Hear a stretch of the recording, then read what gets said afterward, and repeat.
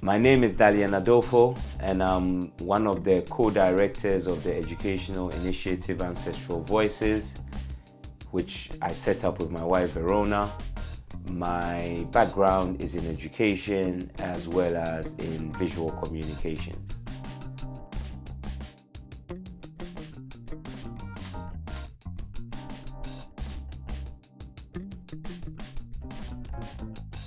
The motivation, or rather inspiration, for setting up Ancestral Voices with Verona was largely from a quote by Dr. Henry Clark, where he mentions that for Black people especially, living in the system that we live in is very vital. His quote, roughly to paraphrase, says, "Take what you know best and do it for the betterment of your community." So that quote basically encapsulates everything that Ancestral Voices is about, because what it reflects is a combination of my background in education with my wife's background in video production. So we wanted to find the best medium by which we could bring the topic of African spirituality to the mainstream, if you will, and we combine both those skills. So mine from education, hers from video production, and then we put it together to create our first educational documentary.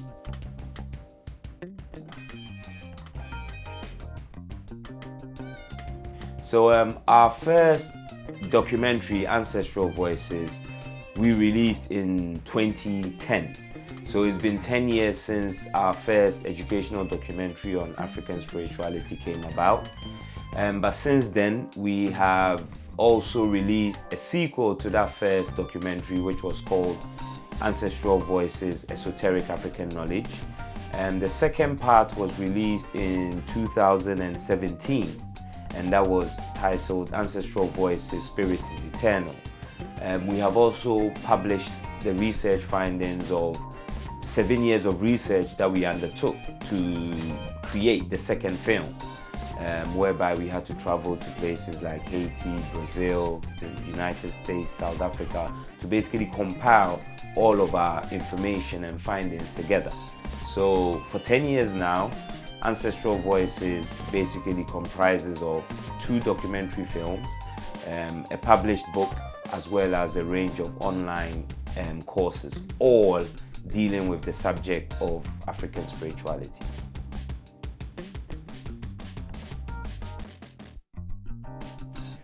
Well, there are quite a few things that concern me in the world today.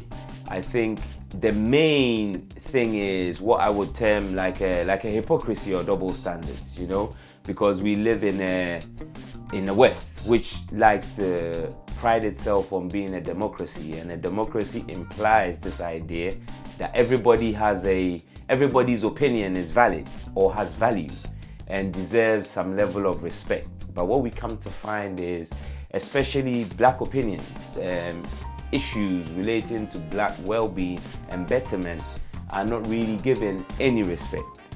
And for me, that becomes quite worrying, because what we have is a continued or intergenerational oppression of Black people, to the degree where once upon a time, whereby it would be mainly European domination over the African, now we have just about everybody else who's also involved and actively taking a role in that oppression of the African. So it's almost like a concerted effort to make the African invisible, you know. And when I say African, I just don't mean people from the continent. I'm just talking about the Black experience, you know, for lack of a better word, because again, we haven't got the opportunity to define ourselves the way that we would like to define ourselves.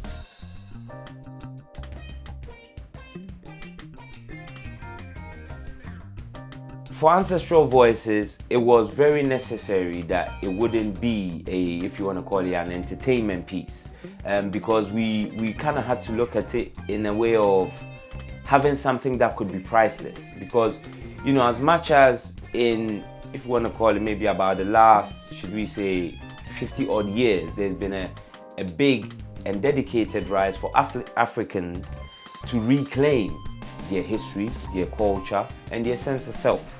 So we had to ensure that we wouldn't create a piece that would have, if you want to call it, a short time shelf.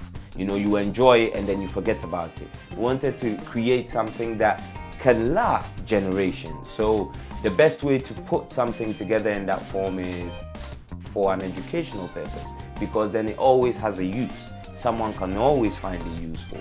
And you know, the stigmatization of that particular aspect of African culture is, I would say, is probably the most active, because you find that even to today, it's still the most misunderstood aspect of African culture and tradition. So this is why we went for the educational aspect, because then the piece becomes timeless. It can be used anytime.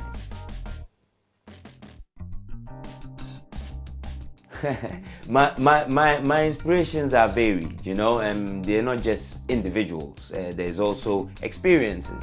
I would definitely say, perhaps, you know, one of my inspirations I've always had will be Omo Awo, Malcolm X, and this will be solely because of when I was about 15. My mom, I remember she went on an educational conference somewhere in the States, and she came back and bought some posters for us.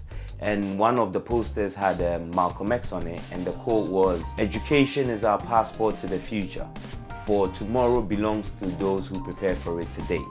And that quote, I would say, has stuck with me all my life, in the sense that there's always some element of me thinking forward in terms of what tomorrow could possibly hold, and if I'm actually well prepared for it in terms of the state of my mind or the state of my education. So Malcolm X is a corner point of my inspiration, but also, you know, the works of Dr. Ben, as well as Dr. John Henry Clark. But also what inspires me the most are the areas in the Americas that they used to call quilombos. We find them particularly in places like Brazil. And these were places where people of African descent could escape enslavement and go and live as free peoples, you know. We even have a similar notion, if anyone's read Ayiko Yama's book 2000 Seasons, where you find towards the end of the book a group of Africans who move out of the mainstream community to set up their own areas. These type of spaces inspire me, because what it speaks to is the fact that even though we might live in an overwhelmingly oppressive system, we can always make space for our own self-autonomy. And these kind of spaces inspire me because they speak to liberation, and they speak to your ability to define your reality regardless of what's going on around you. So these are some of my inspirations. Well, I'm into a range of things, you know.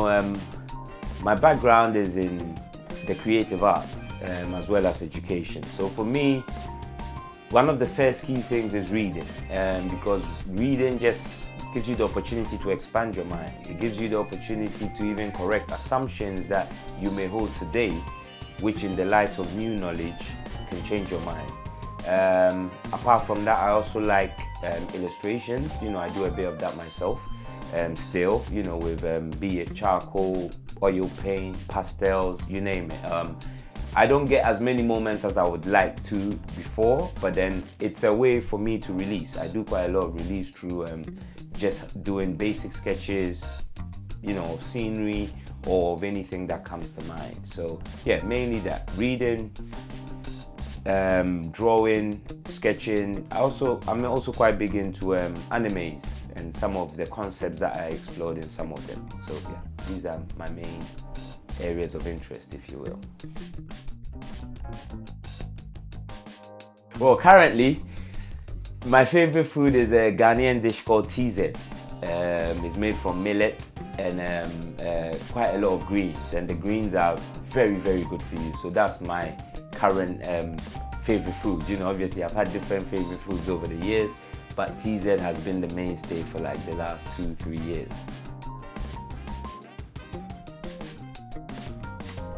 I have quite a few favorite movies, but the one that kind of sticks with me constantly, because for me, that adage, art imitates life or life imitating art, is a big thing with me, you know. And this film is by a brother called Sam Greenlee. He's passed now. He actually has a book of the film as well. It's called The Spook Who Sat by the Door.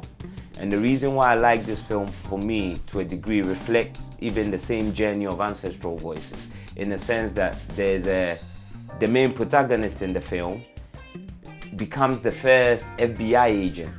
And then what he does is the skills that he uses or learns from the FBI, he uses them subversively against the main system itself. I think it's a very powerful metaphor for the ways in which we can change society to be more just and to be more equal, if you will.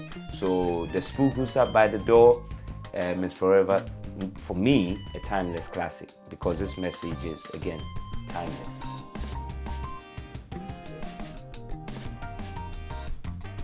Hello, my name is Dalian Adofo.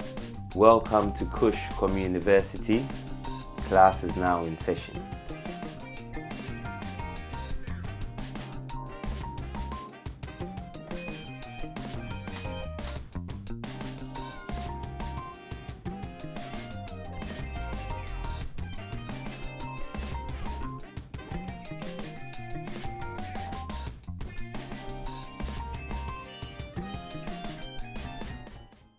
Communiveristy is brought to you by our amazing sponsor, The Black Secret. Are you ready to dive deep into Black history, economics, wealth building, and self-empowerment? The Black Secret is offering exclusive courses by none other than the Black history man himself, Robin Walker. This is the most powerful Black studies course on offer for the entire Black world. And guess what? You can get started today by simply using our special link, which you can find in the video description. Be sure to apply our coupon code KIMBUNGA to get another 20% off your membership. And there's more! Want to get a taste of what the Black Secret has to offer? You can also claim the book 100 Black History Facts absolutely free. Link in the description. So what are you waiting for? Expand your mind, unlock a world of knowledge, claim your free book, and let the Black Secret guide you on a journey of discovery and empowerment. Click on the link below or subscribe to get more information. Class is in session.